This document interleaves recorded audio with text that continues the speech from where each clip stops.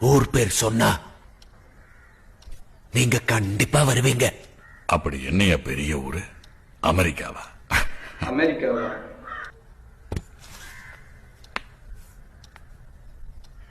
கூமாபட்டி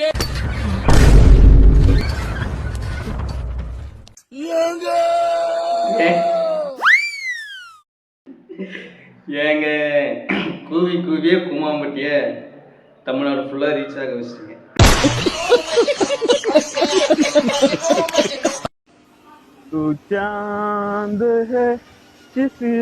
பெரிய பிகரா இருப்பாங்க போலயே.